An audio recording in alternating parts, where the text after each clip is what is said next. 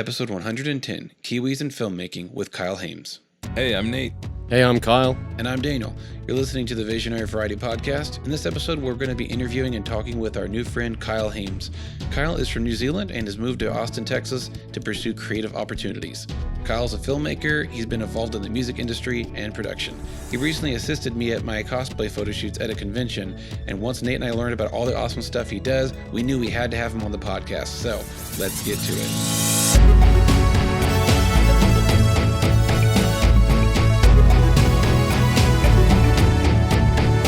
Welcome to the Visionary Variety Podcast, where we cover cool stuff like photo, video, film, books, and technology. So switch on your brain and enjoy the show.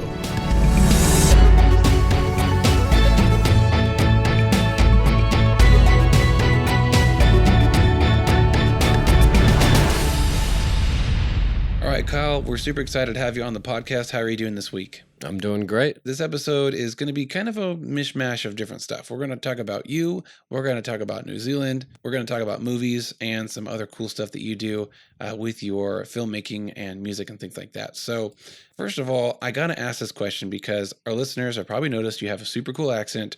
And I got to ask this. I got to get this off my chest. Why do aliens and sci-fi shows always have a British accent? Is there a conclusion to this? I don't have an answer for you, No theories? a straight answer, but it's funny. It brings up the fact that the New Zealand accent is similar to the Shakespearean accent, and apparently is the closest to what they're kind of going for, because they want it. They don't. It's not quite British. Yeah. It's not quite Australian.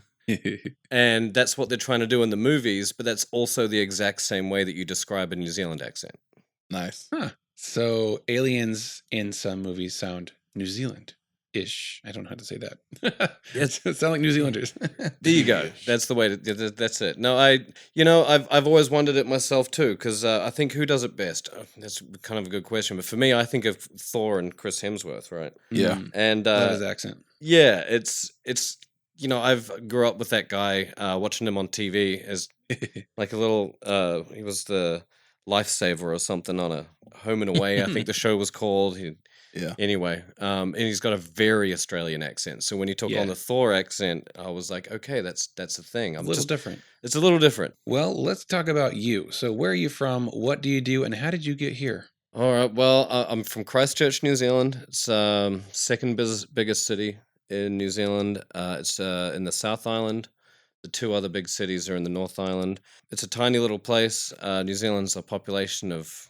Oh, I'm going to get my facts wrong here. I shouldn't be doing that.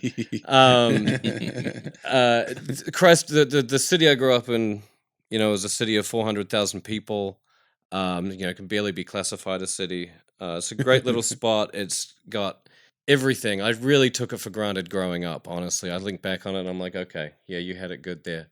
It was maybe a little cloudy sometimes, but it's surrounded in hills where you can do all your mountain biking and your driving, Sunday drives. Nice. It's got the beach and the pier, and there's the surfing spots and whatnot. And then What more do you need? I know, but then you go back an hour toward the mountains because you've got the Southern Alps there, and an hour and a half out of Christchurch, you're snowboarding. And then you've got, on the way out there, you can go bungee jumping on the famous bungee bridge, or you could go to what are you doing here? Go back. I know, right? There's the hot springs, there's fjords. It's all kinds of crazy. But that was kind of, that small town life. It was great. I did it for 25 years. I found myself kind of really in the music world from a really young age, and the film world too. But, growing up, just a lot of different instruments, trying to find my spot, ended up with a bass guitar in my hand. And Nice. along the way, my parents' camera, I was obsessed with it. I'd just make stop motion films all the time with my toys and whatnot. And I just couldn't get enough of it. But we couldn't figure out how to sync audio to these stop motion films. So my brother and I would perform them as we press play on the VCR to my parents. That was awesome. Overdub. Yeah, kind of. It felt more like live playing of a piano to a silent film. You know what I mean? We did it though. Anyway, I did a lot of music retail, and it led me into positions where, I found a recording studio I worked in for a while in Australia. I should get to that because after 25 years in New Zealand, I moved to Australia. My family had moved a few years before me, and I was the only one left there, but I had to finish studying, which was my audio engineering course. When I finished, there wasn't a whole lot I was doing in Christchurch, so my parents said, "Why don't you come over and check out Australia?" And I figured it was a bigger pool, so Hmm. why not? And I headed over there, and that was an interesting time. Like the rivalry between New Zealanders and Australians is, like everybody has their own idea about it, but Yeah. most everybody just believes it just simply exists. And when I landed in Australia, I had an interesting time. Just kind of like getting on my feet and finding. I kind of just did the same thing. Really went into music retail, but this time I started a record label with a friend. It really just started as a production company. I wanted a place where I could film stuff, music videos, live events and things, Cool. but then also wanted to like morph into working in like the management and distribution side for bands too. Yeah. And so that's why I called it a record label to start with, even though we were really a production company. But it didn't take too long. A friend of mine, Zach, who was worked with me at this music store as well, he was really good with people, and I was really good with production and doing the other stuff. And it was just a few conversations, but should we just do this? And we decided to start the label, and that is what led me here. I came over for some business. We started the label. We were doing some licensing stuff. It was no one ever believes me, but I swear it's 100% true. The first artist that we signed for the record label was Flea from the Red Hot Chili Peppers. That's so cool. It was pretty cool. He was my bass idol growing up. My bass my bass teacher like taught me Flea bass lines, because he was like, if you can play these, you can play anything. And so I was like, okay. And so when we had the opportunity, it wasn't like we bumped into Flea or we knew him or anything like that, but we started working with a record label out of Los Angeles that was had Flea's record as part of their catalog, and they needed a place or a way to get it into Australia. So they were like, let's work together. Ah. And so we started a relationship with this one label. We ended up growing to working with 3 labels in the US. We did it for about 5 years. Yeah. The other business partners have moved on to bigger and better things, but I was really lucky enough, sort of right in the middle of all that, I applied and won the green card lottery. So, I was like, well, I've got this opportunity. Do I, like a lot of people who are going to move to the US, they have that like, they really plan for it. It's something they've got they've got something lined up. They've got like, they've made an effort beforehand, and they've paid thousands and invested thousands and thousands of dollars in visa application fees and lawyers to do it. Then there's you. Then there's me. No, really, just I was actually in California when I got the email. I was already chilling. Wow. I was on vacation, holiday. It's one of those words that I keep getting mixed up. We say different things at home. Yeah. Right. It's a holiday at home. It's a vacation here. They're the same thing. All right. Most people might know what you're talking about. Maybe. But I was on vacation here. I got the letter, and I was like, screw it. I mean, Australia was fun. The record label was doing fun things. There was a reason that it could be a real advantage for me being on the ground in the US. And then also, my best friend from high school lived here in Austin, so I kind of pointed my radar this way. Nice. And Music City. So what's been your overall experience with being here in Texas? I didn't have any expectations when I moved here. I had wanted to move here for a really long time.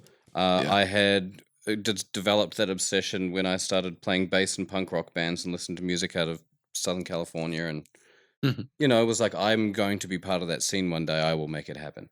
And I never really thought I would. I came from Christchurch, New Zealand, and getting to the US to live and work as a musician or the like seemed like it was a little too big of a dream. And I don't know, it's funny because like I never thought, I'll tell you this much, I never thought I would move to Texas. If you tell me back then, because I was listening to music out of Southern California, so I had I was that LA, that Hollywood, big fan of movies, like, so everything that I was most interested in seemed to be coming out of Southern California. So I just really wanted to I wanted that for me. And when I got here, when I decided that it was going to be it was going to be Texas. I had a few things that were definitely swaying my decision. South by Southwest, ACL. I liked the idea of those two big events happening in a city that I lived in, and especially when I was running that record label too, the South by Southwest. To being on the ground for that was a huge plus for an Australian business, and so those were some initial pulls. But the first thing I didn't expect was for Texas, or at least Austin, to be so green.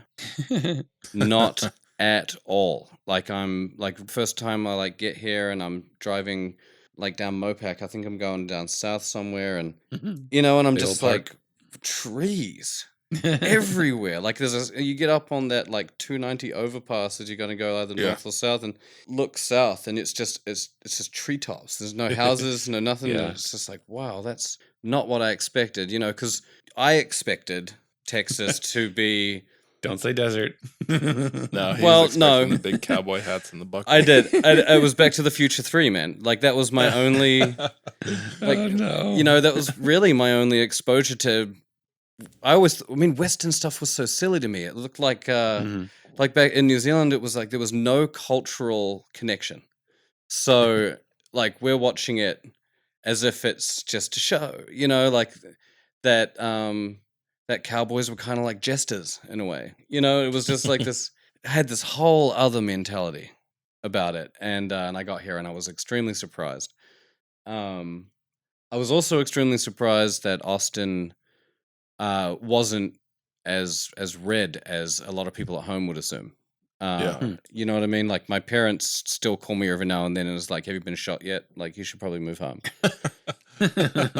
Yeah. There's a few things like that kind of surprised me, but it was really honestly the community and the people that that got me over the line. Before I had my green card and made the decision to buy a one-way ticket, I had been kind of coming back and forth. That first trip was with the record label and whatnot. My second trip was not work oriented at all. It was a personal trip. I actually bought 2 back-to-back tickets for 90 days, which was my, the tourist visa would allow 90 days of travel in the US. And then I flew back to Australia for 2 weeks and then flew right back for another 3 months.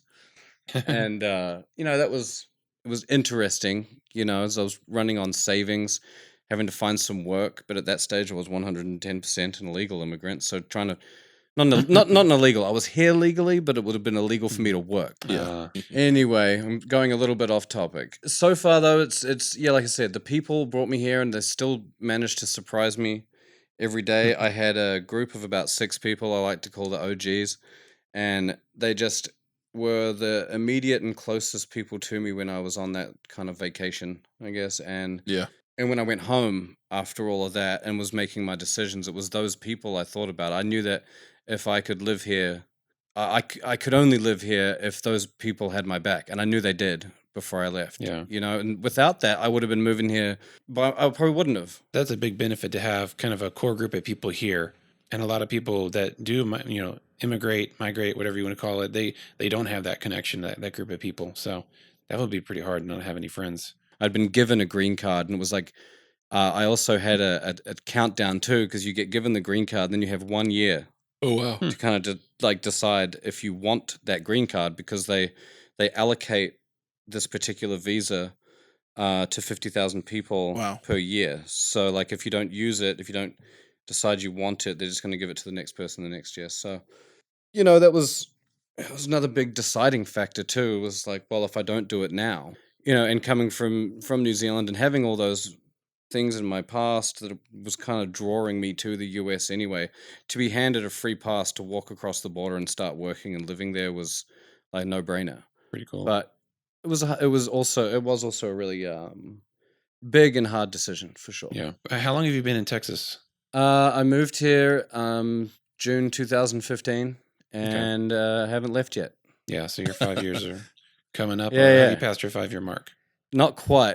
June of 2020 is my 5-year mark, which will make me eligible to become a citizen if I would like to do that. Well, what are some things that you love about Texas? Maybe something that surprised you or something you've come to love? Can I just say tacos? Yes, you can. I was told. So that was really interesting at home, right? there's no taco. There's there's no cultural connection to it. And of course you could make tacos at home. Like there were taco kits that you could buy and whatnot. But so the Taco Bell tacos, like a taco at home, that's all you learn. It's only ever a hard shell. It's minced. It's minced beef. It's like spiced minced beef on shredded lettuce with sour cream and grated cheese. And every bite the shell just self-destructs. Why? It self-destructs with each bite. Why do people still make those? I don't understand. You're just eating it with a fork at the end of it. Yeah. But anyway, so that's a taco at home, and then I come here and I'm like, what do you mean it's a soft shell? What does that even mean? A soft taco? Is that like a mini burrito? Oh, there's so many variations to memorize. And, it's crazy. Down here we have so many options, and yet in America, the Taco Bell was rated the #1 Mexican restaurant. Oh, that's a crime against Texas. When? A few years ago. Yeah.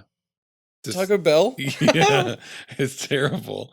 Oh man, don't get me wrong. Drunk Kyle loves a good Taco Bell. Oh man. I'm sure their soft tacos are better than your hard tacos back home. That's for sure.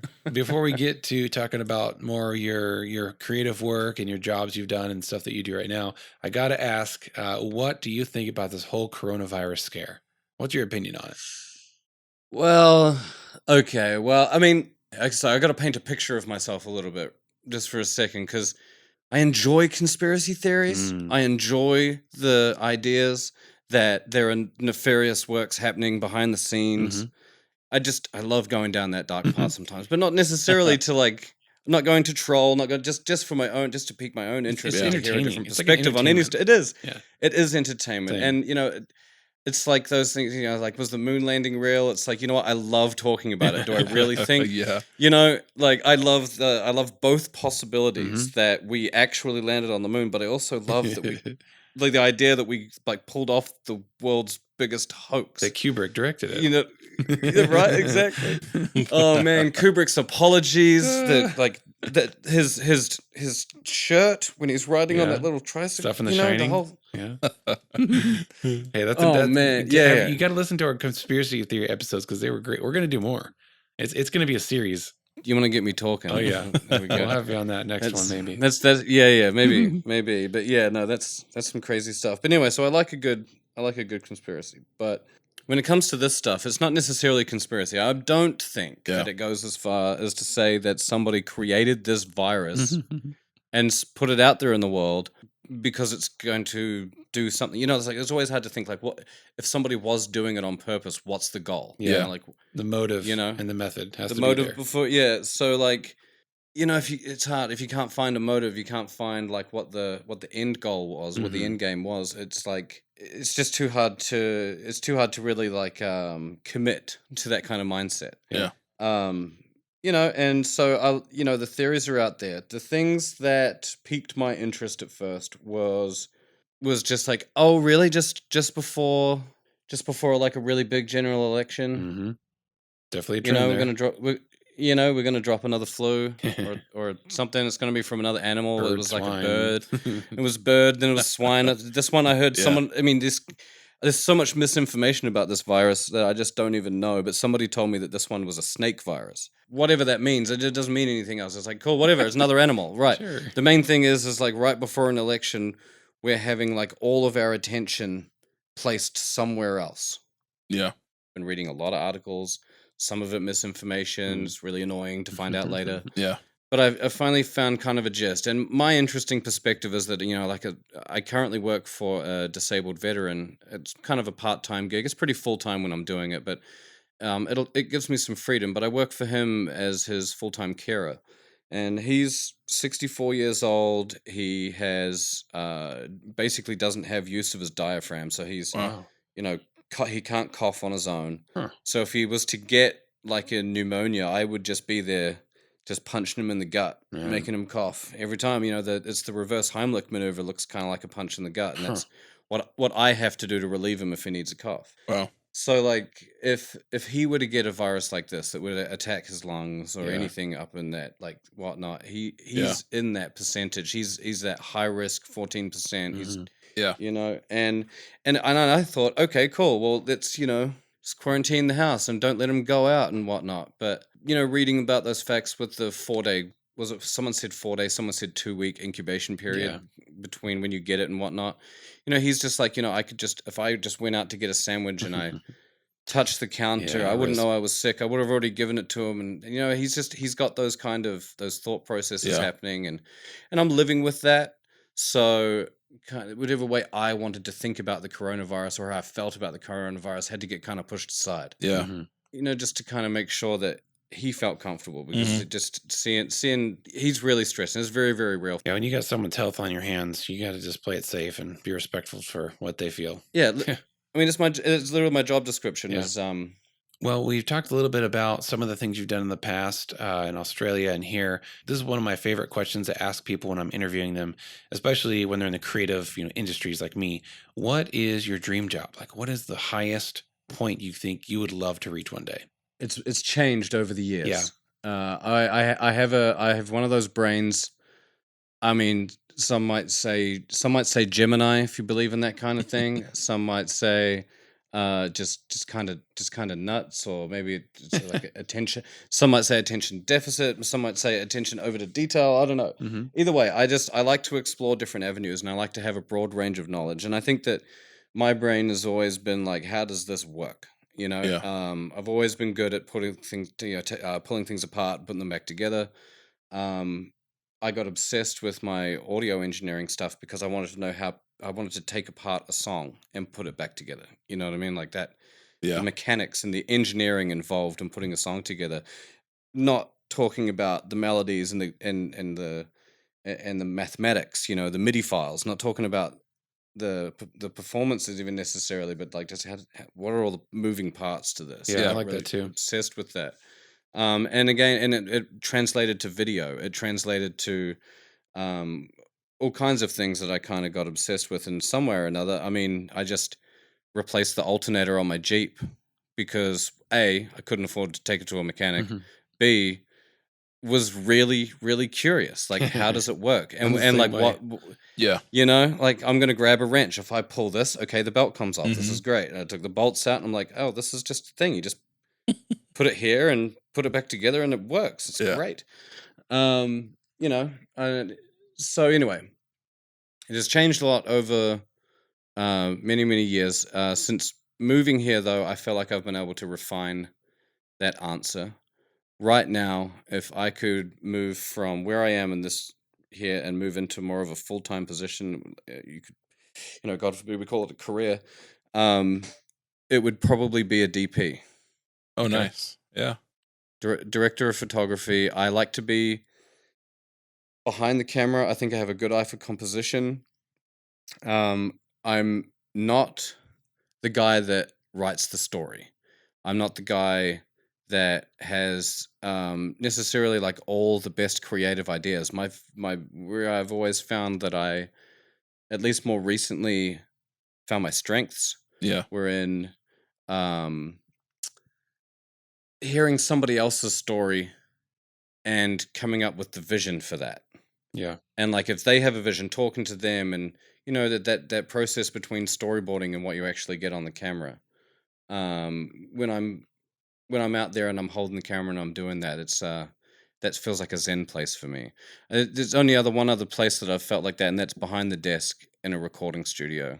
Is the other place that I feel kind of Hmm. almost in a like a meditative state while I'm working. Yeah. Yeah. You know? I feel like that Yeah. when I like today I'm at Starbucks. I sat down, I had my headphones on, listening to this awesome trance mix on YouTube, and I'm editing my 3D program. I'm making a planet, and I'm just like, this is my happy place. I wish I could get Totally. paid for this. One day I will. Yeah. One day. Uh-huh. Cool. So DP and editing or mastering. Yeah, but honestly, if I had a creative role Mhm. in a production studio in almost any, maybe not any position, but you know what I mean, like I would be happy DP behind the camera for sure. Yeah. I love myself some editing too. I would 100%. I would run the. I would do that. I would do that for a long time. I would do that for a long time. Yeah.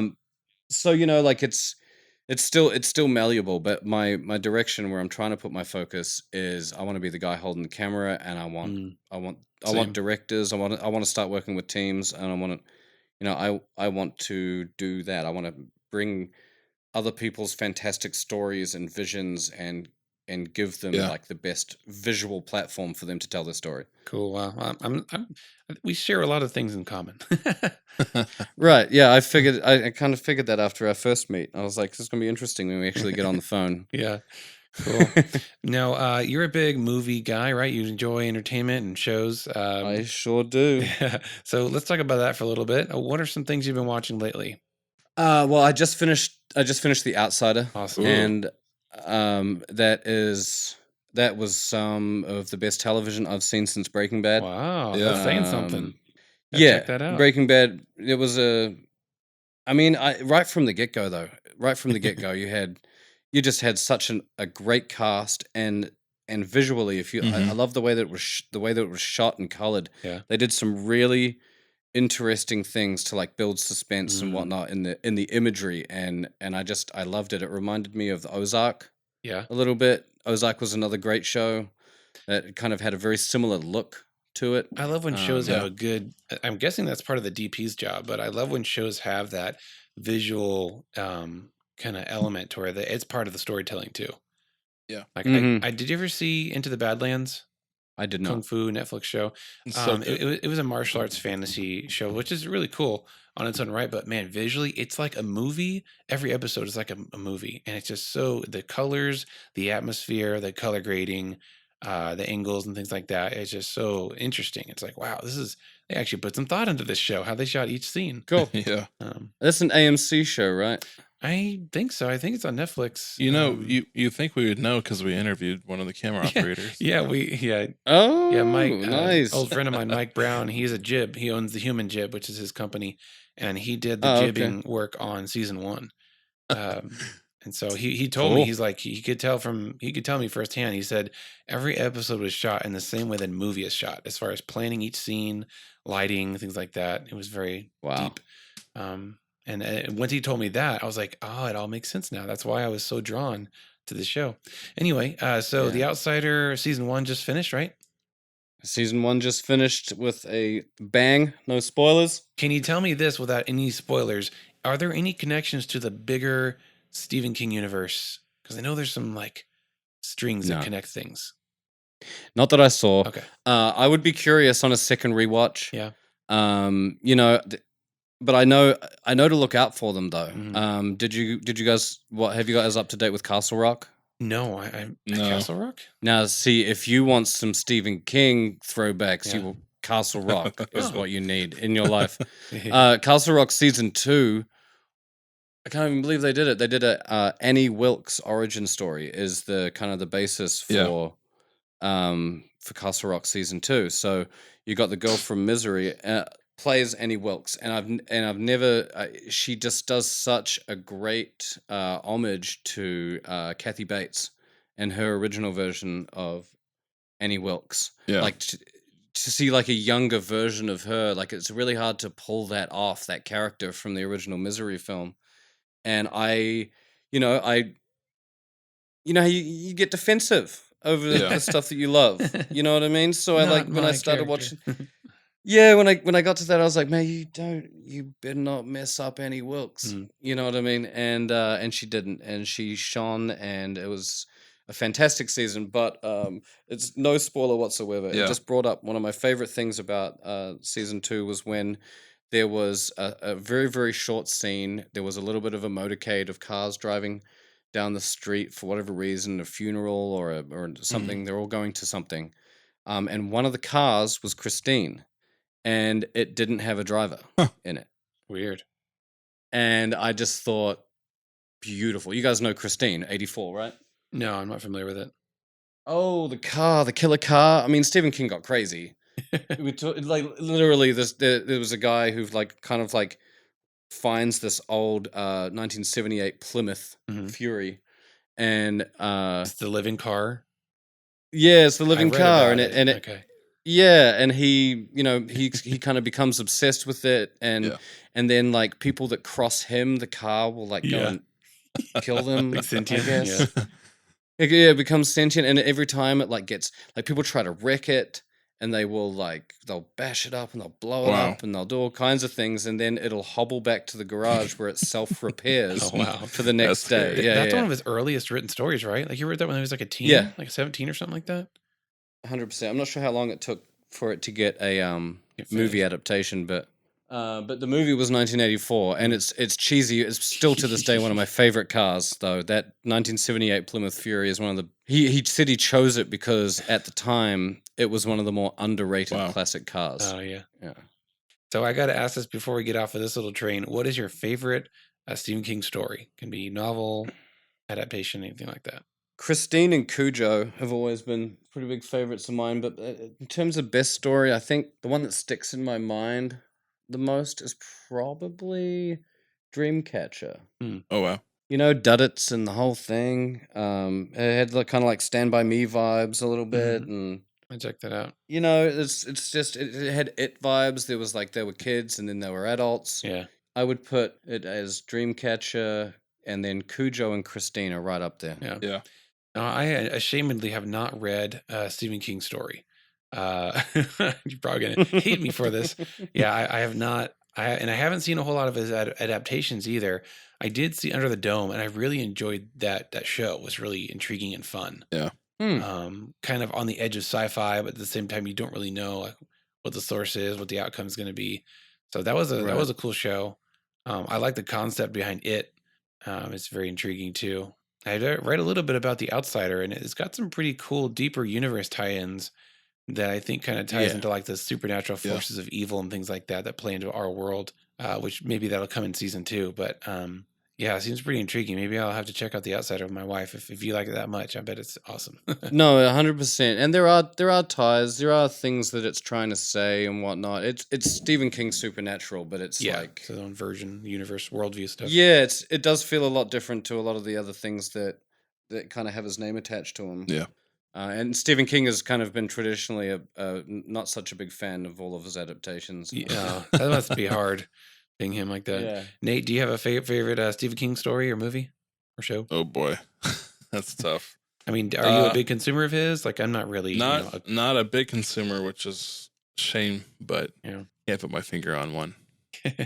Go watch Under the Dome. It's pretty sweet. Yeah, I've heard good things about it. So Yeah.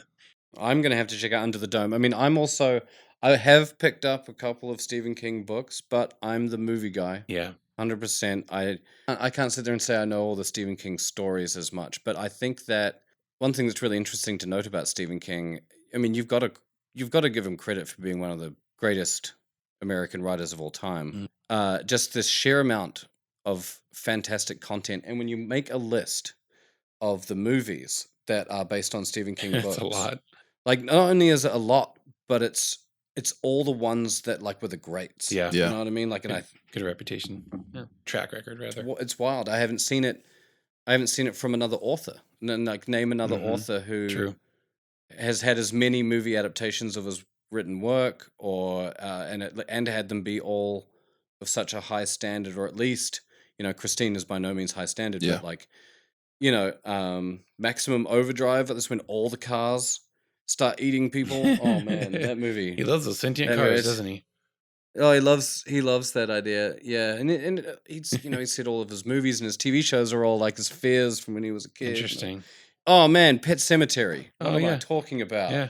Yeah, that's the one. It's not Dreamcatcher. It's Pet Cemetery for sure. Yeah, that thing Did scared they do a the remake? crap out of me. Isn't there a remake of that? Yeah. Last year or something? There is. Mm-hmm. Yeah. That's Yeah, I just watched that one recently and was, I was again cautious. I love the first one a lot, but I loved it. I loved the new look. They didn't need to mess with the story the way that they did, Mhm. but oh, they always do, don't they? there was just enough just to make it their own. Mhm. Well, let's talk about some Mm. other fandoms that you, Nate, and I share in common. Star Wars, one of the biggest ones. Huge fan. Absolutely, massive fan. Have you kept up with the kind of releases as to the new novelization of Rise of Skywalker? Have you heard about the little little inclusions in this book that's coming out soon? The only thing that I have seen was some kind of like headline article stuff scrolling through Facebook about some explanations being given in a novelization. Yeah. And I'm certainly curious, but no, I have not done any of my own personal research. Well, I've read about 3 or 4 of them that are official. They're basically, like you said, explanations or filling in the gaps of canon that's in the book. And in case you guys out there didn't know, each Star Wars movie has an official novelization written. Sounds like a hard job. Oh, yeah. I'm thinking about that. Imagine the pressure. That's nuts. Yeah, absolutely. I better have got the script a long time ago. I'm not jealous of that guy. That guy's job's got to be tough. But he's done. We're going to see how well it's received in a few weeks because it comes out, I think, at the end of March. There have been some pre-release versions like given out to, I don't know who, but some readers or reviewers or things like that. Lucky people. And, of course, they're speed reading it and kind of posting here and there about the things that they find, like little nuggets. But like the first big one was that Emperor Palpatine that we see in Rise of Skywalker is not his original body. That's actually a clone that he put his spirit into. I had that impression when I watched it that that was a clone because you were looking at a row of clones. I don't know. No, there's so many questions. I'm just going to stay on track. Yes, I had to give me another one though. The clone one didn't surprise me so much. I felt like I had seen that one. That one I was okay with. That was actually part of my theory as to how he was alive. But this next one I don't like. Is that not only was Palpatine at the end a clone, but also Rey's father was a failed clone of Palpatine himself, a younger clone. What? I don't like that. That's creepy, and it just kind of... So, wait. Like, no, I like that guy. So the guy that got killed in the ship was a Palpatine clone of himself? So... Yes. What? It doesn't look anything like Palpatine. Yeah, I don't what? like that. So he's cloning himself, right, to make backup bodies. Well, apparently he made some other clones later in that time period, and he has a younger version of himself, which fathered Rey. So Palpatine's not exactly Rey's grandfather. He's kind of like the cloned uncle. Wasn't he? He's biologically like Rey's father. Well, like if you were to go is. DNA, it's cloners, but like if you were to DNA is the same, yeah. You know what I mean? Ew. It's like, obviously, if you're talking about a soul to a soul, it's grandfather or whatnot. But technically, she in a family tree line, she would fall as the daughter of Palpatine, of a version of Palpatine. a version, yeah. The last one that I read recently was that Rey, when she's fixing the saber that she that got ripped in half in Episode 8. Between her and Kylo, she's fixing it, right? So this is in the book, of course, but she's thinking to herself, she's like, I already know how to fight with a bow staff or a quarterstaff, which is her, Jakku staff. So why don't I make a saber like a quarterstaff? And I'm like, yes, finally. Well, she doesn't because she doesn't have enough time. So she just kind of puts that idea in the back shelf of her mind. She's like, well, I didn't have time to do that, so I'll just repair it. So she subconsciously made the saber with evil Rey. And yes, and there's even a line thrown in there. She says, with a hinge in the middle for portability. I'm thinking, oh, dang. So subconsciously, she's got this folding lightsaber design in her head and that dark Rey possible future. Because, in the Force, you can't see the perfect future. You see a possible future. Yeah. And even more with Force visions, they're not always accurate. So that was subconsciously kind of like the seed for what she might have been, which I think is pretty awesome. Mm-hmm. Interesting. So I cannot wait to get that book. I hope the audiobook is done, and I hope it's going to be available really Hopefully quickly. It's a good narrator, too. Yeah, I hope so. So you better believe there's going to be an episode about that book once I get my hands on it. Yeah. For sure. Yeah, I will definitely listen to that while I watch the movie again. I'll do a live commentary. Yeah. I'll just listen to the podcast. I don't know if I could read the book, but does it mean I have to start from Phantom Menace? Oh, the official book. Gosh. You know what I mean? Like, because I haven't read all the. You know what I mean? Anyway, so I've never had the inclination to read or listen to the book versions of the movies until I heard this one was coming out. I was like, okay, I'll listen to this one. Yeah. Okay, cool. Okay. I don't know why, but I want to. Another Star Wars thing is, have you kept up much with this new High Republic stuff coming out? Yes and no. The expanded universe and some of the further in the past before Clone Wars and all that. You know, like I don't know a lot about. I didn't go into that. I'm 100% like an original film cowboy kind of thing. You know what I mean? Like Yeah. most of my knowledge and obsession sits within the movies Original that are out. trilogy. Yeah, original trilogy mostly. The the prequel trilogy, whatever, except for Sith, and the last one. Actually, I went back and I rewatched Attack of the Clones and found a new appreciation for it. I think Hayden Christensen just pissed me off. I think that That's was it. his role. It's The his writing. role. That was. The writing pisses me off. It's so bad. Yeah. You're right. I should have gone there first, but you got to write it and then you got to perform it, and I think they Yeah. failed on both counts. Look, Yes, don't yes, underestimate yes. its power.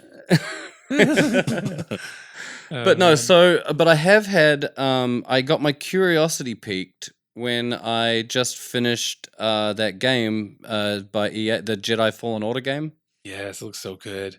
Oh man, I've played that obsessively for about 3 days and got myself to the end. And I haven't had the dude. chance to play it, but I've heard mixed emotions. Like it was good, it was bad, it was eh.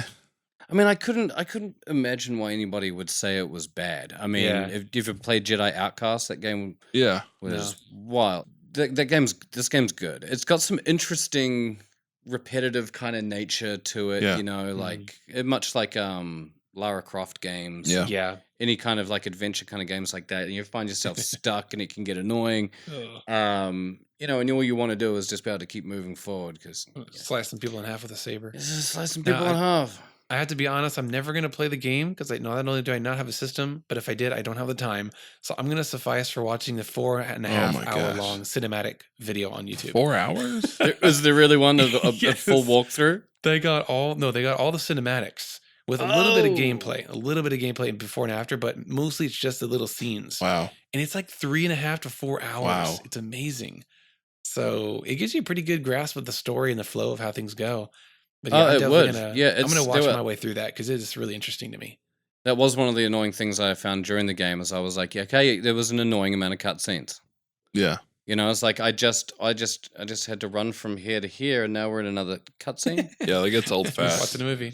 What didn't get old though was the lightsaber mechanics. No. Yeah, that's For great. sure, it's amazing. It looks great. The lightsabers Mm-hmm. sound great. I played with a set of headphones on one night Ooh. on my projector screen and really got into it. Yes.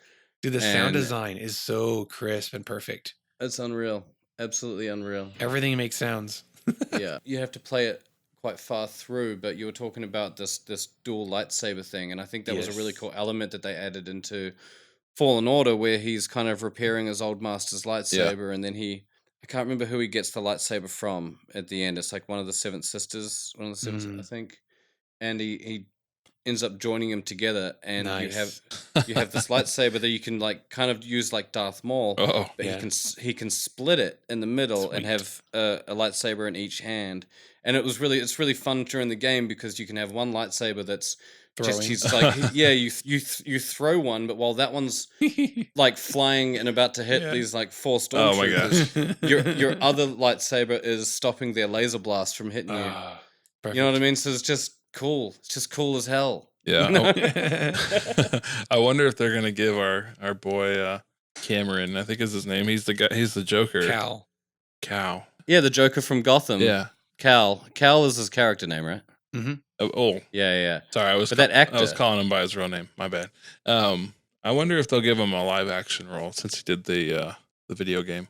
Especially if they're gonna go into the past a little bit. I don't know. Well, it's weird. I keep forgetting where his story, the Fallen Order story, took place. After Order 66, for sure. I think it's a few years Yeah. after. So this is probably after episode 3 or 2.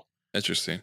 Somewhere in that zone. Before 4, of course. Yeah. I was always trying to figure out, is it after Revenge of the Sith or before that? I Yeah. couldn't- Well, no, Vader comes into there. So Vader is Vader. So that's after episode 3. You're right. Yeah. We there just you go. figured it out right here on this podcast. Between 3 and 4. There you go. All right. Well then, okay. What about Battlefront 2? Because that's another one I finished recently as well. The Ooh. Star Wars Battlefront 2. Did you guys played it? I listened to the book of Battlefront 2 and it was awesome. I didn't All play right. the game. Did you know there was a book? No. Yeah. No, not at all. Shows you It's how much, another great story, though. It's a Yeah. fantastic storyline. I got to fly a Millennium Falcon, so I had my dreams realized, and it was great being in a dogfight with TIE fighters, the fun. Falcon, and X-Wings flying around.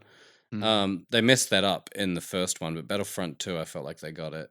I am curious, when Cal is rolling around trying to like get all of his powers, he has these few things that I hadn't seen in the Star Wars movie before, and like this force sense to be able to like touch an object and remember its Yes. past Wow. Yeah. is like a huge gameplay mechanic in the Mhm. game, and it's something that I hadn't really, I feel like there are like nods to the Jedi being able to do stuff like that in some of the original trilogies, like the original trilogy in the post, but not like in a big way.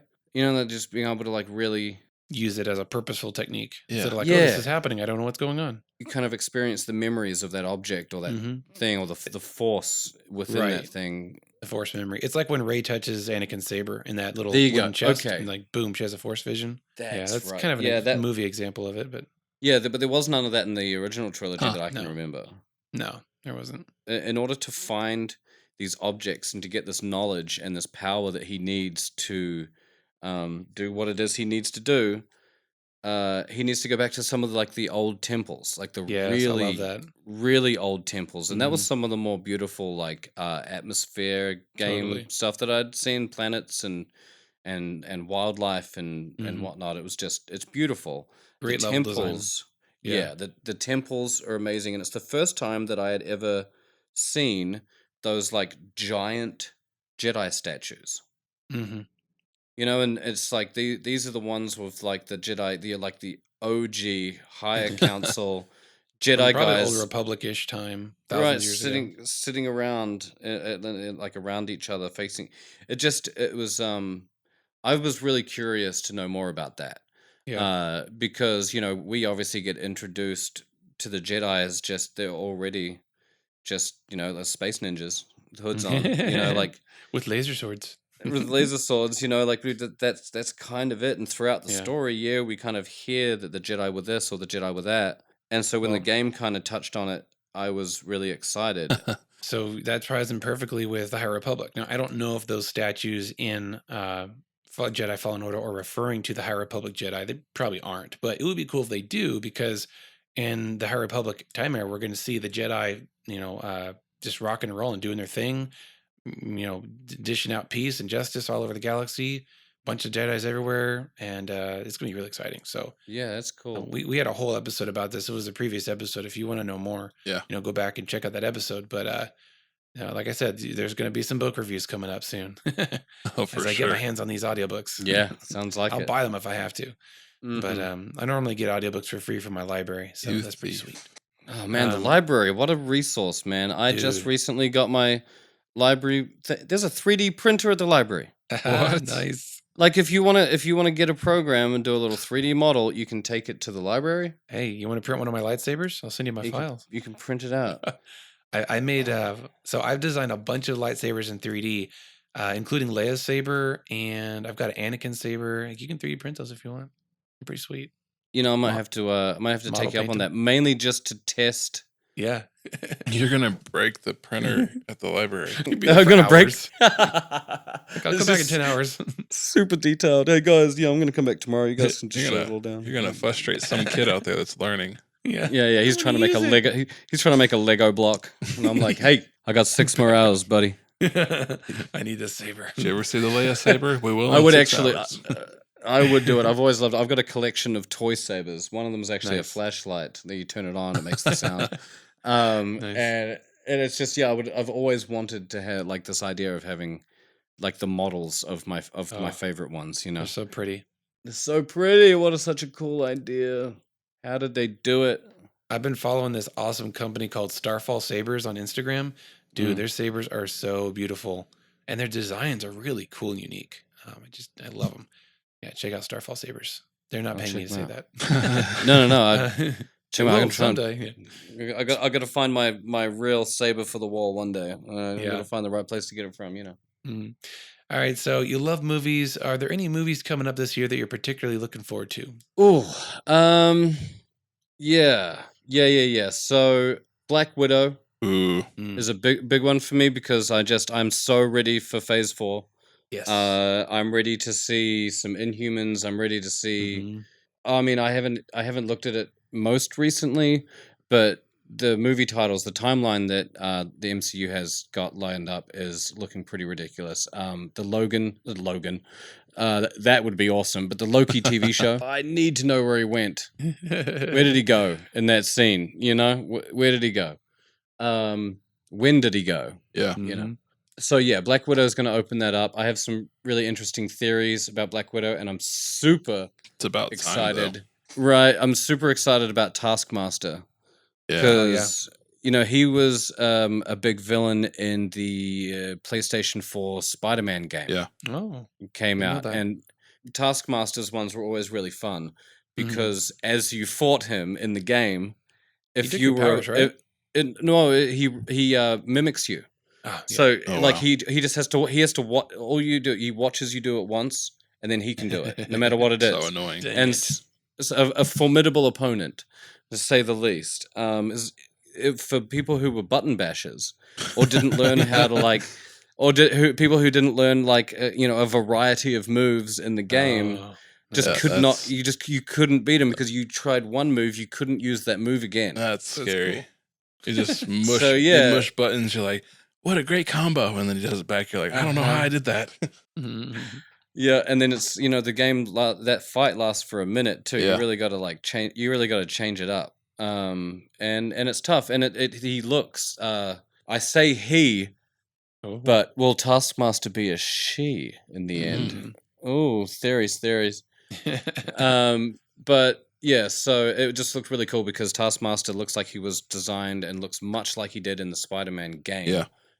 Aesthetically, I just found that very exciting. Shield, the whole thing. I love the picture that came out recently of like Taskmaster in his scenes, but he's like holding the poses of all the other Avengers. Genius.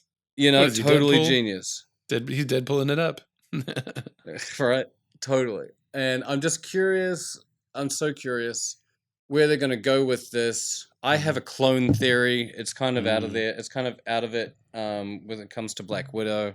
Yeah. Yeah. I'm curious. I don't know. It's funny because it's funny with theories aren't spoilers. Like I feel like I can say it, but I also Yeah. don't want to say it. And I don't know if it's because I You don't might want be to right. sound like an idiot when I'm wrong, or or maybe this is that moment where I say it and we've got proof right here, right now. I predicted that shit. Oh.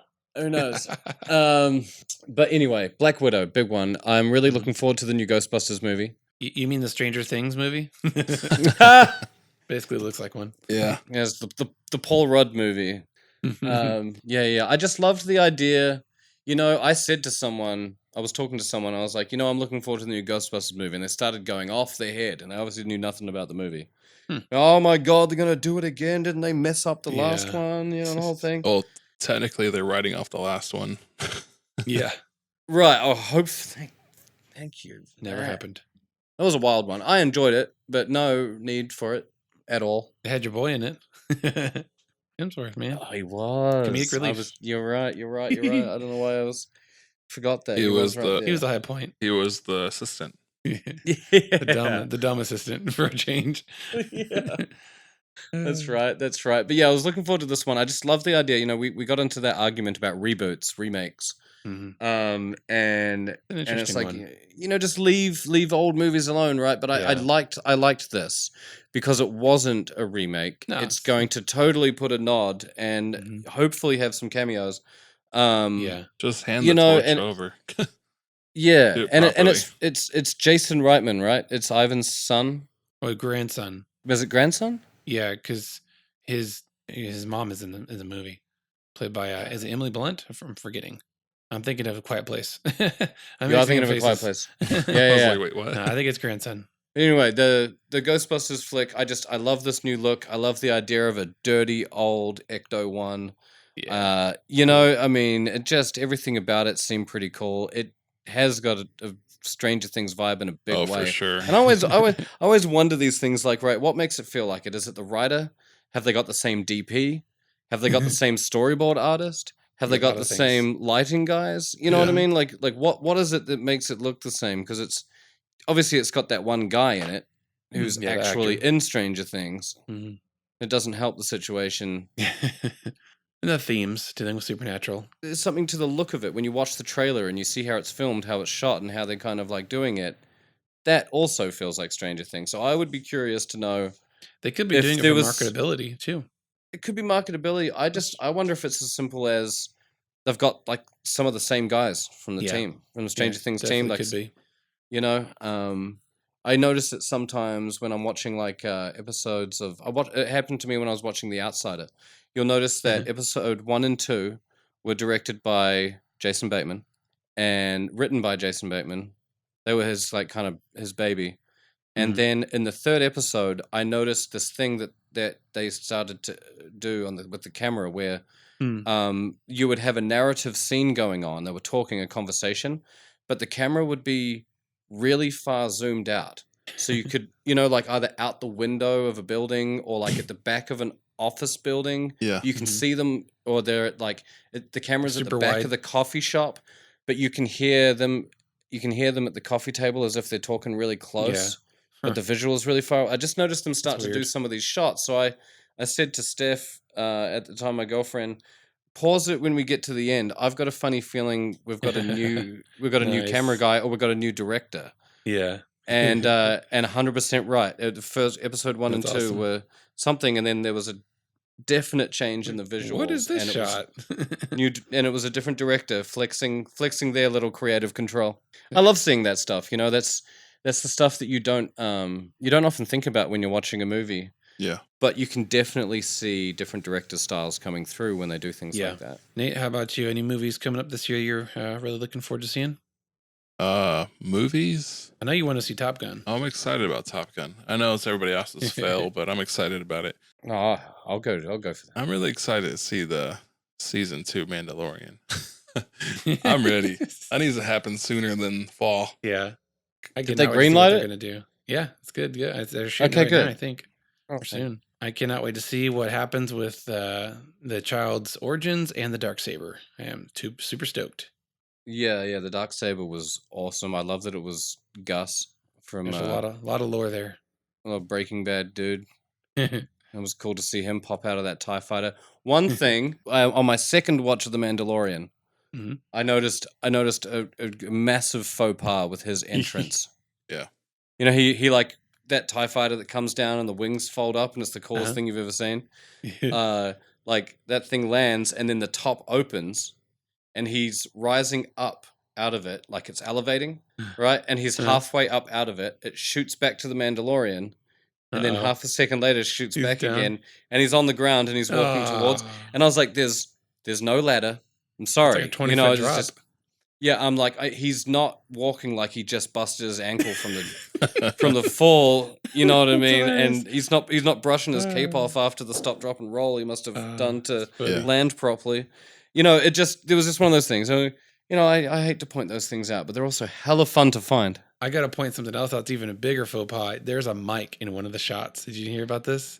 No, I didn't. I love looking for those. Yeah, the boom mic. So it's in the scene on the episode where they help out that tribe on that backwater planet. I remember watching that one. That's the one that had the walker, the red eyes pop out from behind the forest and scare me half to death. Yeah. So in that episode, it's one of the scenes where the Mandalorian is inside one of the huts. I think he's talking to the lady that he kind of gets a little, thing for, or he's talking to Kara. I don't remember who he's talking to, but he's inside a hut, and there's a little boom mic that kind of bounces into the shot from the very top. Oh, and it's then right there. up. I see it. Oh, you saw it? You found it? Yeah. That's funny. It's subtle, So though, great. but it's right there. Not as bad as the Starbucks cup in Game of Thrones, but... Yeah, that was the best. The hobbits with running shoes. What? You seen that? No way. No. Yeah, there's a scene in Lord of the Rings where if you look close enough, you can see like through the foliage that the hobbits are wearing like their latest pair of New Balance or something. I am looking this up right now. I've seen it. It's there. I'm sure of it. If I'm wrong, then it's one of those Bernstein Bears situations. I did a photo shoot one time of a couple, and they wanted to do like a 40s styled photo shoot. So we went to the train museum where there's a bunch of old, train cars. They had these really great kind of old school outfits that were very 40s. And we did the whole photo shoot. And then at the end, she put back on her Fitbit and she was looking at the time. We were done with the photo shoot. I was like, okay, I was packing up. And I said, you know what? look at your Fitbit again, and you stand right next to her. I want to get a picture of this, and I got an idea. So I had her checking her Fitbit in 1940s. I made her into a time traveler, and it looked awesome. Nice. What I did was I added like a hologram coming up out of her Fitbit, with like a time chronology kind of thing, and it was cool. So that is rad. So after that, we kind of retconned the whole thing, and we said, you're actually time travelers on vacation back into the 40s. And it stuck, and it was the greatest idea I ever had. And the photo, like 5 years after, the guy's still using the photos as a display picture. Wow, and, that is a really cool. That is a really cool concept, honestly. Yeah. Imagine vacation time traveling, dude. That would be amazing. Right. Well, you need to go and see your time travel agent. Nice. You know, what I need, some really great deals for 1972 right now. Get some free drugs. Yeah. There was some right. There was some bad years back there. You know what I mean? Maybe it was let's go back to 45. You can have that experience if you like. That'll be it. That'll be one of my short stories I'll write in the future. Yeah. Yeah. And the idea that you could go forward too, have a vacation in 22. Yikes. There is one film I'm excited to see, but it's already probably on DVD. Is 1917. Oh yeah, I want to see. Oh dude, I went to see it. I went to see that at the cinema. I caught it just before it went out. Ooh, don't tell me. So good, man. Looks like a masterpiece. Did they hold up to the continuous shot? No. Yes. Well, not true the whole movie. No. Longer shots. I know how they did it, and I was able to pick a lot of the places where they would have cut, but it's seamless in 2 parts. Nice. And so it's continuous all the way up into one moment, and then continuous to the end. And it's brilliantly done.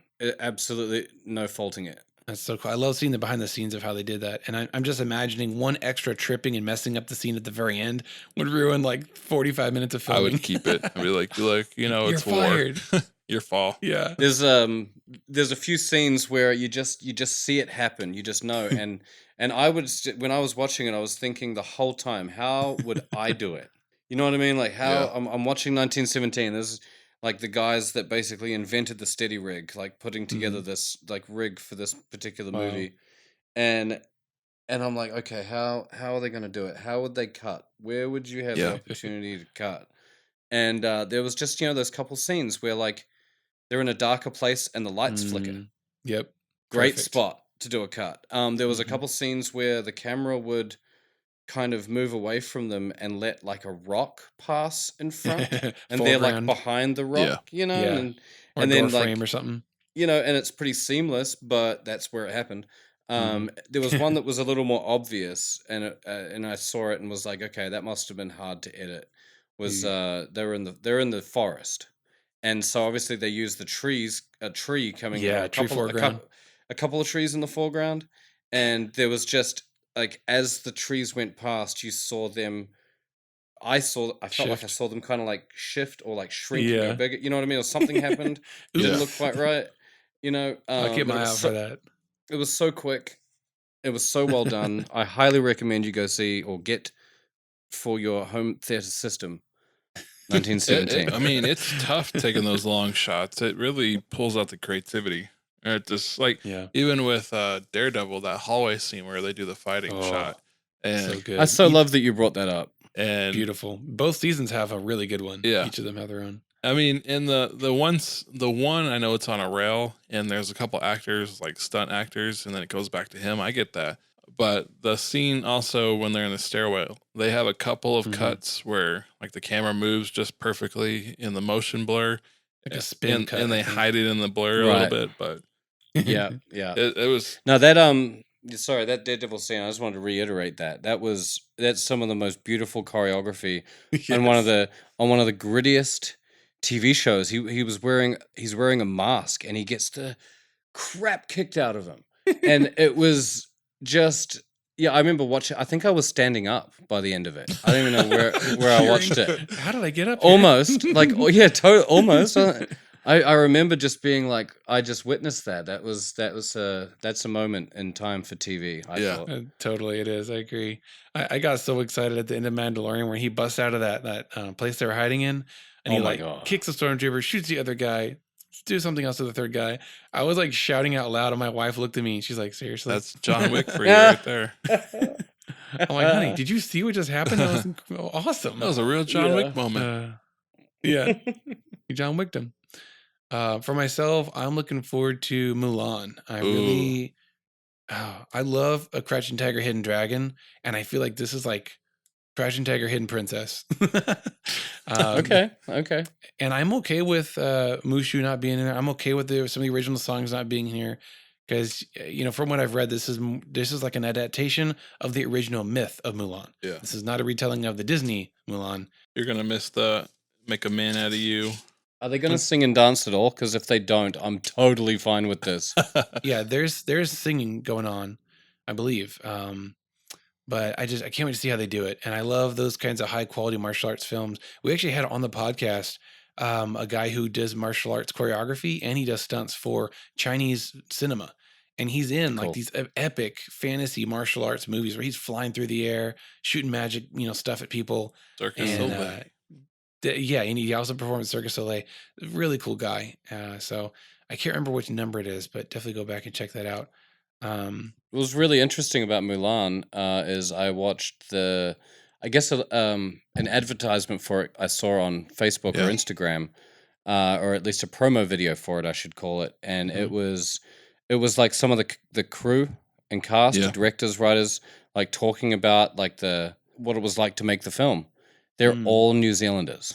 Oh yeah, cool. I had no idea that movie was. It must have been filmed in Australia or New Zealand, because every single person that was on the screen talking about making that movie had my accent. Yeah, no doubt in my mind. And I never looked it up, so I don't know if it's just like maybe they shot in New Zealand. I shot in China. I don't know. Maybe, but New Zealand's been getting a lot of love for like thanks to Lord of the Rings. New Zealand really did open up its government and its borders to like creative projects and films. It's like they have every scene. It's a real boost to the economy there. Like New Zealand's it's a tiny country. I think I'm going to get it wrong again, but it's like 4 or 5 million. There's no more than 5 million people on the whole island. That's like Austin, right? I know, and you didn't move far. There's only 4 million. I think only 2 million living on the entire South Island, which is really like the Austin downtown. Oh, okay. Anyway, it was really interesting that I did that. I had no idea. I haven't looked it up, but it probably was either filmed there. If it wasn't filmed there, it's done with some sort of New Zealand production crew. Yeah. Whether that's tied in or related to Peter Jackson, since he's pretty much like the go-to guy when it comes to film production out of New Zealand with Weta and Weta workshops and all this stuff, I don't know. I'm also looking forward to Mulan, though. I'm glad you brought that one up. Yeah, so Mulan, Quiet Place 2, I'm curious to see what they do, if they're gonna kind of finish it. I mean, I don't know. It's a global invasion of aliens. I'd love to see how they bring that into a family story. And yet another James Bond. Another. Still going. Is it a woman yet? Or is it a black guy? Have they changed anything? Who knows? No. I think it's still Dan Craig. Oh, yeah. They got to finish his go, and then I'll move on to someone new. Yeah. Dune is going to be huge. I'm surprised there's no trailers out yet. Maybe the production isn't Who owns where it needs to be. I don't know. Who owns Dune? I do not know. Huh. I'm not sure who owns that property. Whoa. There was already a Dune movie, right? Yeah, like way back when. 80s. Yeah, I've got it. VHS. There was also Children of Dune. There was like a prequel movie it was like straight to TV movies. Oh, yeah. And I've got the book. Miniseries. Remember miniseries when that was the thing? I remember those. So this is just a redo of the whole Dune, or the first book of Dune. Yeah. And it's got some big names in it, so I'm super excited to see. I'm surprised I haven't heard a thing about it. Honestly. Yeah, me too. If it's coming out this year, they need to kick it up. I mean, if we're talking about the Children of Dune, was it 2003? Yeah. Oh, it's been a while. And it hasn't aged well. No. And so the fact that we still haven't heard anything about Dune 2020, it's like, kind of making us nervous here. They were trying to be like, this will be the new Star Wars, Oh, they're pulling a Star Wars move where, like on Han Solo, where they didn't release nothing. until a couple months Yeah. before, and we're like, oh, Yeah, that didn't work out well for Solo, so I'm no. worried now. I saw a trailer for Greyhound with Tom Hanks. It looks good. I'm not much of a war movie guy just because I don't know. Not that I don't want to watch him, but I don't. But Greyhound looks really good. No, I know. It's More just Navy, weird that Navy he's story. back in a war movie after all these years. Yep. Maybe that's how he got the coronavirus, shooting that movie. I don't know. Yeah, no, he was shooting he was shooting an Elvis movie. Oh, what? Is he Elvis? I hope so, but Oh I my doubt gosh. it. He's looking a little old these days to play Yes. Elvis Presley, I If think. he's Elvis, he's been Walt Disney, Mr. Rogers. Oh my What gosh. else do you want him to be?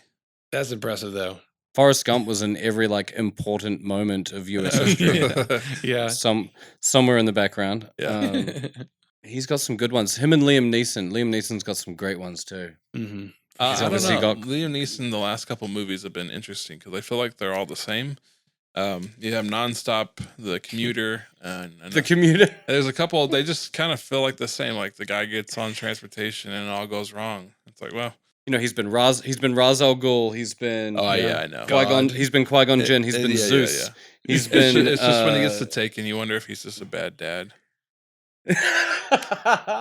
He's been Jesus, Lion Jesus. Yeah. He's been Zeus. And, I mean, don't get me wrong. I love him as an actor, and I only pick on him because it is funny. But especially in the Taken series, it's really good. He's just is a bad dad in the Taken just- series. And what's funny is I thought that, and then I saw the first Deadpool, and he's like, "Hey, are you okay?" He's like, "Yeah, I was just having a bad nightmare about Liam Neeson. Is he a bad dad?" Anyway, I didn't remember that. I missed that. If you go back in the first Deadpool, he's having he's not having night terrors. He's thinking about life, and she wakes up. He's like, Yeah. "Hey, you okay?" He's like, "Yeah, I'm fine." It's funny. Well, let's finish out the episode by talking a little bit about your film work. So, what have you done with filmmaking, and what is that for you? Filmmaking for me was a little bit more recent. I think I mentioned earlier that like I did start really young playing with a camera and kind of Mhm. being obsessed with that. School happened, audio happened. I moved countries a couple times, Wow. and so it was like audio engineering was expensive enough. Yeah. You know what I mean? Like I had to buy studio monitors, I had to buy nice microphones, I had to have a nice audio interface. My headphones better be top notch. You know what I mean? So like that was already a huge investment. The idea of investing in film equipment terrified me. So I never really like went there because obviously when I started doing the audio stuff, this was 2006, 2007, and I don't think the DSLR had really gotten to a point where it was shooting video at that point. Not in a way that was like they were starting to be used in a commercial way. Yeah. I actually had no idea what you did if you wanted to get into film. You had to go to film school, and then you had to use the cameras that the film school had because nobody else could afford a camera. I just never went there. I always was really, was really interested in it, but was like, maybe I can dip my toes in it one day and whatever. When I moved to the US, I was fortunate enough. The first job that I got when I moved here, I got a job on a feature film as a graphic designer. Nice. And it was a low budget, but low budget in the Hollywood world is 1 million. Only just $1 million. That's a low budget flick. I'll get into this soon. This movie that I'm making, I'd made it with a whole $7,000. I feel like that's a low budget film. I don't know what this guy has the audacity to say the words low and 1 million in the same sentence, but whatever. The scale, perspective, it's different for everybody. Mm-hmm.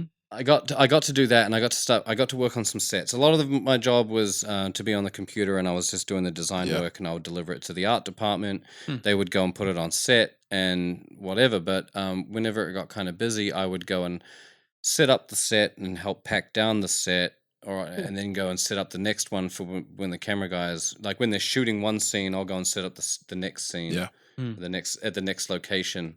And so I was bouncing around and I was seeing this whole thing get made, and I just had this like fire awaken me and awaken in me where it was like this is kind of what I want. I don't know what role it is in the system, but like is like being one of these team members to kind of like create this thing, this storytelling, this the storytelling element really got me, and And so I bought a camera. I bought a Nikon D7000 because I had next to no money, and some guy was selling this thing for $380, and it had 1080p recording capabilities. Mhm. You know, I was like, I'm gonna start right down here at ground level. Mhm. And I had an old audio recorder and whatnot, and so I started making music videos just because holding a camera, being somewhere that I'm comfortable, Yeah. doing something new, Yeah. was like in the studio or on a stage or something. You know, like if I didn't want to, jump straight into something so unfamiliar. I needed to get used to the camera and the lighting. The lighting, by far, the hardest. They got to focus way more on that. Yeah.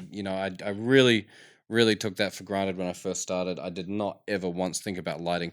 The as far as the conversation went for lighting was like, do you think my camera can do it in this low light? That was as far as the conversation went. No one ever said. I never said, should I bring a light in? You know what I mean? You're a natural Yeah. light videographer. Ooh. Yeah, totally. Yeah, natural moonlight videographer. I love gosh, watching no, not black never. imagery. Yeah. Yeah. No, so it kind of like it started there, and I have since starting doing that, produced last count was about 35 live music videos Wow, for that's so cool. musicians here in Austin. So cool. And a couple from out of town, a couple repeat clients too. So like, That's great. that's been really fun. It's right up my alley. I can combine my love for getting like the angles and film, and I Yeah. can also apply my audio skills in a big way because I Yeah. nowadays I was just taking a portable recorder when I started, but nowadays I take a full multi-track system. So Wow. when I edit the video, I'm also mixing down like a 4 to 6 track, Wow.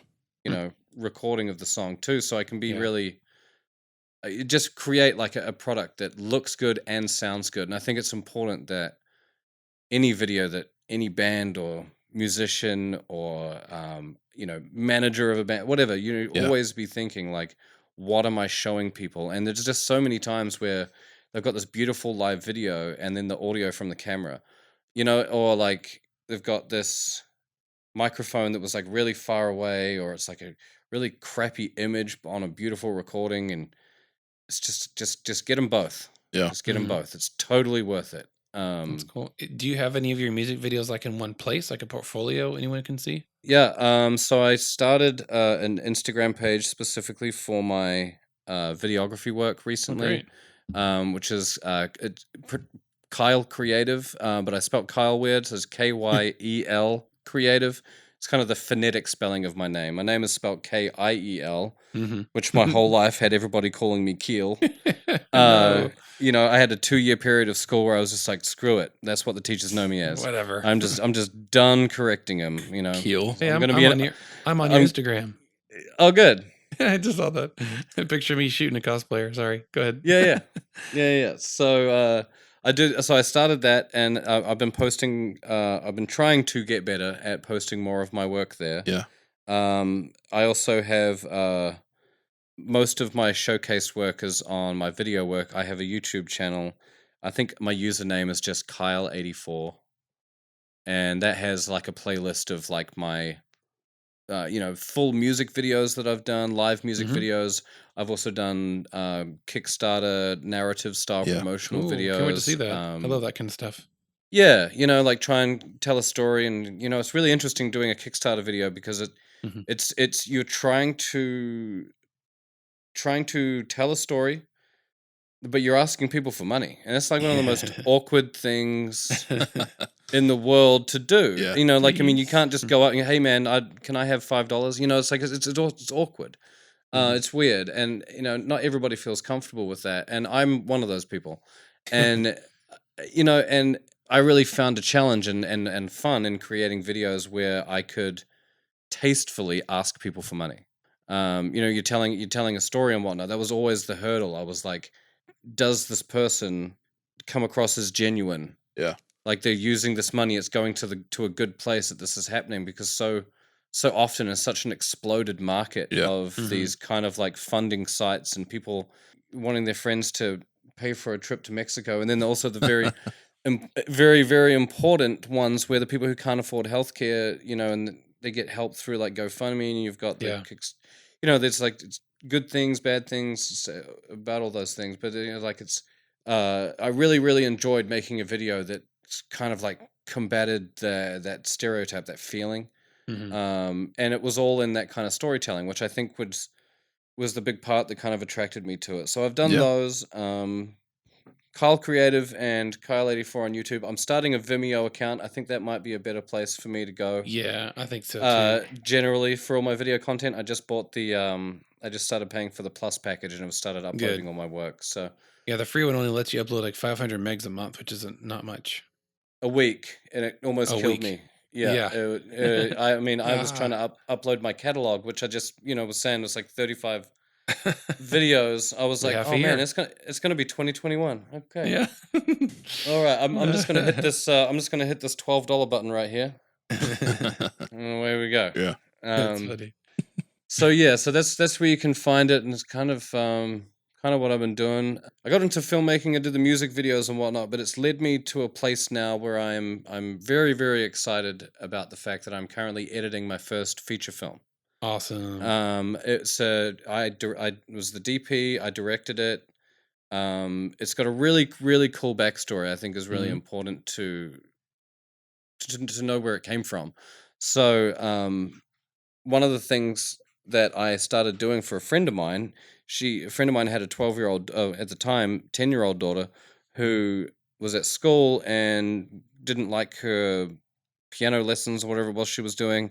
She wanted to quit, but her mum's kind of a hard ass and was like, like you can't just quit, like you got to do something else, and we asked her, what did you want to do? And she was really interested in filmmaking. She was interested in filming stuff on her phone, making stories, going on TikTok. You know what I mean? She's 10 or 11, she wanted to do that. But she knew she wanted to do that on a bigger scale. Yeah. Cool. Yeah. And so Sarah said, well, I know one guy who, kind of is out there looking for work. He's in the film stuff. He might be into like a lesson type situation. And so we did that, and we started working together where I would come over and talk to her about her ideas, and I would teach her some like different storytelling techniques, and we would just kind of more than anything just kind of brainstorm her ideas and turn them from visions into mini stories, and then would talk about how we would film those and different ways you could do that and what the different tools are. And we didn't exactly, I didn't know 100% what the curriculum was going to be. It was just going to start as conversations, but it turned into us storyboarding a movie. That she had 5 separate visions, and this again, this is the weirdest thing. She's 10 years old. Her favorite genre is horror. Wow. She looked me dead in the eyes when she was 11, because it was right around her birthday that we met, her 11th birthday.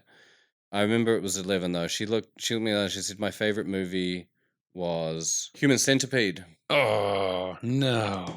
So, and I was like, hold on a minute. I looked right at her mum and was like, What have you done? How is it that Sophia has seen this movie? How does she know what a human centipede is? And apparently it was her grandfather. But also that showed it to her, but it was her idea. She wants to watch all the horror movies. She'd heard about them, and they started off soft. They didn't jump straight. Right. It started off with some of the lighter, scarier stuff, I think. She started watching things like the more campier ones, like Nightmare on Elm Street with her dad. She would watch those original ones, which is still kind of like gory and terrifying for an 11-year-old, but she sees them differently. She saw them like I saw horror movies growing up, where I didn't get scared of them as much as I got like curious. I was like, how did they do that? Yeah. And then how real does that look? It's so cool when it looks so real, and also testing yourself, like, how much can I watch? Like, how much do I want to watch? Like, I don't know, existential questions while watching films. But anyway, I'll cut this incredibly long story a little shorter.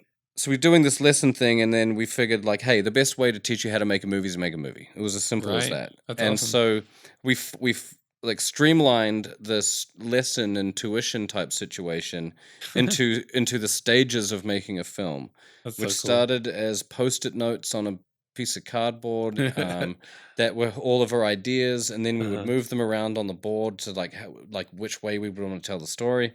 Cool. And so once that was done, we started into script writing, and so that became a lesson. I would teach her Right. some of the writing techniques, but that were specific to like a scripting format. Writing a dialogue more so than a narrative is really different when we're writing a story. When you're writing a story that has, I guess, more words in it. Yeah. A book, you can go Yeah. pages and pages and pages and nobody said a word, Mhm. setting up a story or something. But this was a little bit different. We got through that. It took about a year. And then the last year we've been filming, I actually just did my last shot. What is it, the martini shot? Is that what they call it? What was it? In January, mid-January, I had my martini shot. Nothing else to be filmed. Hmm. And now we're in post-production. I've been editing it, couple hours every couple days, as much as I can with all my other regular work and stuff going on. This movie ended up being like much a volunteer effort. We went on Kickstarter. We got 7,000 from a small group of people that were really into this idea that they, have a horror movie from the mind of an 11-year-old girl. Like what happens cool. in that? What happens in that horror movie? And I was much the same. I was like sold on the idea. I was like, well, yeah, I want to do that. Yeah. And one of my bucket list items is make a film. And whether this is just the beginning or this is the only time I ever try it, I'm really teetering on that fence. I really not. I mean, I'm going to go for it, but like making a movie from scratch and taking on most of the roles myself. Yeah. Is either the best or the worst thing I ever did, and I can't quite figure it out. The workload is intense. It's incredibly satisfying. I think that teaching through this method is like genius. Such a cool experience for her. It is, and it's a really interesting one for me. She really enjoys it. She appreciates it. We're really good friends. Yeah. She's an adult to me at this point. There's been a couple times. She's a very, very cool kid, and there have been a couple times where I'm talking to her, and I don't, I've never like slipped up or said anything I shouldn't say to a kid, but it's like there have definitely been times where I just didn't think about it. It was just as if like we could just go and hang out. Do whatever we wanted afterwards. I was like, oh wait, no, she's got to do her homework. Oh yeah, and she's then 12, and 13. Yeah, she's 12, and you can't just go watch movies at my place. That would be weird. You know what I mean? Like, yeah, that was strange. She's very, very cool. She's very mature. Just that kind of that quiet genius, in my opinion. Well, you're making some serious memories for her and some really great learning for at such a young age. That's really neat. Yeah. Yeah, and I hope that she gets a lot out of it. I mean, I'm sure that she will grab this and then she will exponentially, like just run right past me and everything I ever. She's gonna just. She's gonna take generation. I know, right? Like, she's gonna light the fire. Yeah, She's gonna be backed up by all this new technology. That's really cool. I got a really, really new appreciation for filmmaking as a team. I have been very, very good at being a solo freelancer in this industry, and especially with these music things. I maybe get a second shooter, but generally it's just me. I don't know if I was afraid to like work with a team, or if my hesitation was based in fear, or if it was. I mean, I guess no matter what my example, I probably am just talking about some sort of fear. But whether it was an anxiety of like I'm not good enough, or anxiety of can I do it, or learning how to kind of get past that was probably the biggest and most positive outcome of making this film. This thing I didn't expect to happen. This like appreciation is greater and more very real, like based in reality appreciation for when I watch a movie and I get so much out of it. Yeah. Like really realizing what it takes to put into it. Yeah, it's a lot of work, but it's just such a great thing to watch when you're done with it. Especially for you. You did pretty much all of it. The big lesson, teamwork really does make the dream work. That's the simplest, for sure. simplest way to put it, And, that's something that I'm looking forward to in 2020 moving forward is opening myself up to being part of a team. And taking on different roles as needed, but like definitely trying to like stay in my lane. I also learned to kind of like the best way to put it is to kind of like not take myself too seriously. Like I impressed myself a lot during this process. Mm-hmm. There was a lot of times where I didn't think I could do it. I surprised myself a bunch, and like I said, this getting sick it wasn't like a big thing. It didn't like weigh me down too Yeah. much, but it was just, you get that. I'm like, oh, I'm a little bit anxious. I don't really know what I'm going to do today, or I have a Yeah. lot to do. It really only ever felt that way when I knew I had like a 14-hour day ahead of me, and I had like a massive list of shots that I had to get through, and I'm working Wow. with non-actors. Oh my gosh. We had an entirely volunteer crew. Oh my goodness. Oh boy. The little girl's mum was my kind of right hand lady. She was Yeah. Cool. and also craft services. She did food. It was her dad. Her dad was the boom operator. I love it. Which was awesome. And all of her best friends played like the other kids in it, So cool.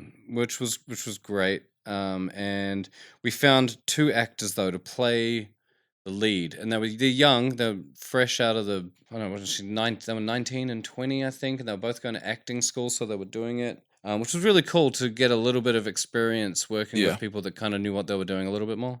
It didn't feel as quite as much like winging it. I felt less in So control nice. because they they'd worked with directors before, and I had no idea if I was doing it right. You know what I mean? Yeah. Oh, Um, interesting. Yeah. which was really weird, but we worked really well together and had a really good time.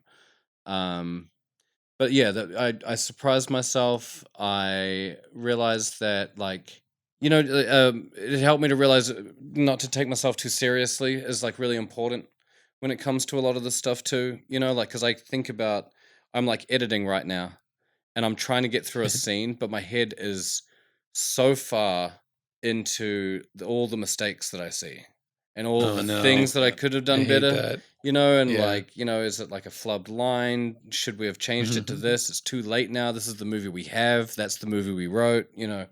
That part was kind of hard to get past. There were definitely some extended lengths of procrastination due due to some of those feelings. But over that time, I don't feel like I'm there anymore, and I just felt like it was really important to come to the realization that this isn't going to be my last film Yeah. project. Yeah. This is something that I love to do. Don't take it too seriously. Just do it. It's sometimes really easy, seems really easy to forget some of those really like those fundamental reasons why you're doing it. And it's funny, the whole process brought me back to this kind of place where I felt like it was the beginning again. I don't know. It was exciting. It was scary.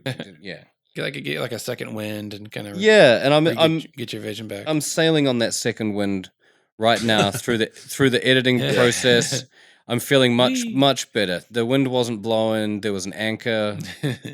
Well, we can't wait to see the finished product. Whenever it's done, send it our way. I'm hoping a trailer in April with actual footage and the soundtrack from the composer. So Great. cool. So that's what to look out for. Kyle Creative. I will likely put it on there, but the movie, if I may plug that for half a second, Yeah. seekandhide.com or Seek and Hide Movie on Instagram. And we'll be putting the trailer out there in April and Sweet. see what we've So been doing cool. so far. I've been myself been drawn more to the indie film industry, kind of because of my exposure to people in that industry. Yeah. Our friend Abby Leone has been on the podcast a number of times, and another friend Paulina Monceau. She's a director, writer, actor, everything else, and does indie films. And I've always loved videography, even though I'm primarily a photographer. But something that I'm wanting to do now is I want to get my CGI skills up to par, and I want to be able to do VFX composites and overlays and things like that, where I could So cool. market my services to indie filmmakers that need a spaceship flying over there, or they need Yeah. a magical orb or something weird Or that they can't do lightsabers. themselves. Yeah, or lightsabers. Oh, copyright. Laser swords. Laser swords. I wanna get into the indie film eventually with VFX elements. Yeah. That's something that I love to make.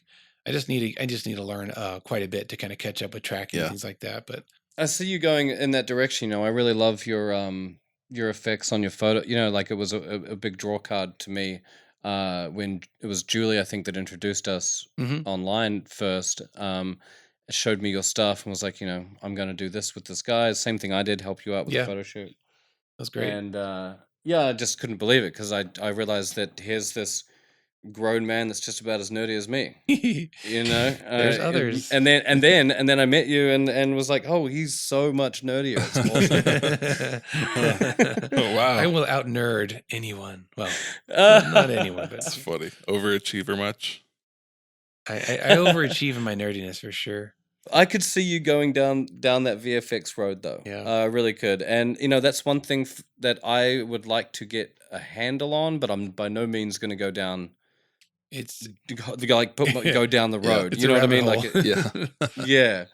It'd be cool to be able to wrap my head around some of the tracking stuff in After Effects and, some of those basic things. Like if I could do the occasional blood splatter or someone disappearing or some vapor trails or something, like, cool. Yeah. But, I'm not trying to do any deep fakes or, You should. Oh, man. Object removal, matte painting. All that. Yeah. I'm not trying to do that. But a lot of respect for anybody that can.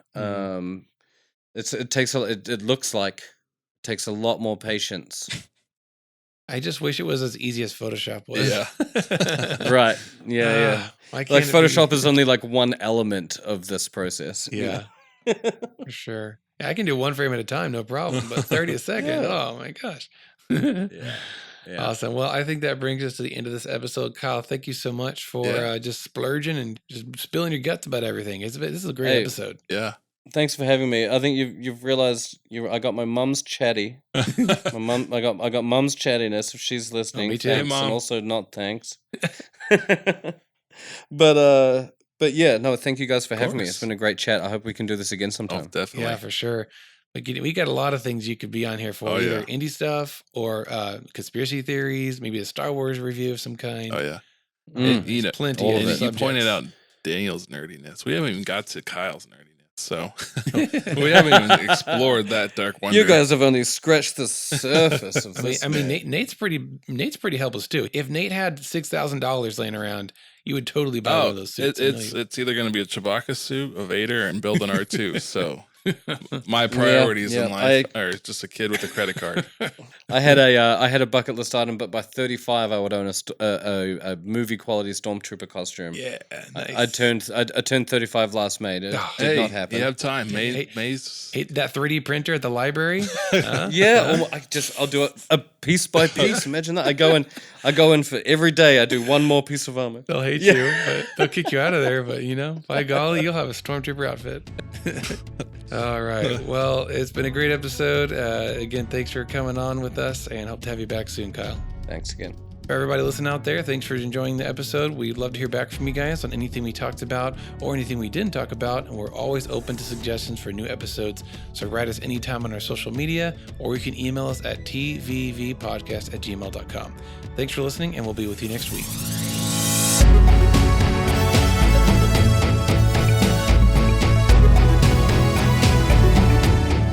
If you like this show, be sure to subscribe on your favorite podcast app. You can also find our previous episodes there and listen whenever you want. We love to hear from our listeners, so if you have any comments or suggestions for future episodes, you can reach us at tvvpodcast@gmail.com. Thanks for listening and have a great week.